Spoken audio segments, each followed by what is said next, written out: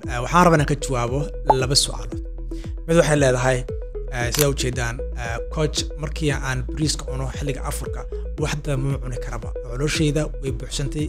intee marka marinaya cuntooyinka kale oo ka hadlaysid oo proteinka iyo qudaartaan iyo ma cuni karee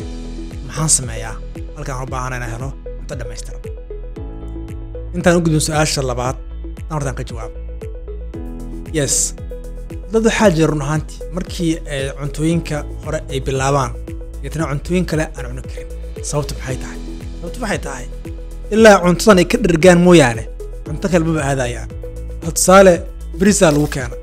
iyo ama waxa lagu keena canjeele maraqa lagu keena ilaa middan uu ka dhergo maahane tu kale ma aadayo waana mistake ugu weyn oo dadka ay sameeyaan marka maxaa laga baahan yahay markii lagu keeno bariis lagu keeno maraq lagu keeno hilib lagu keeno midkiiba wax yar ka cun de bariis tahay wax yar ka qaado kugu filan wax yar oo yariis ka qaado laba qaado saddex qaado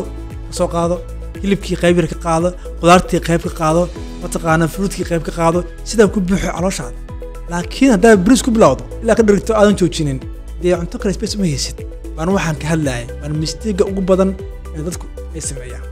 arrinkan waxaan ku leeyahay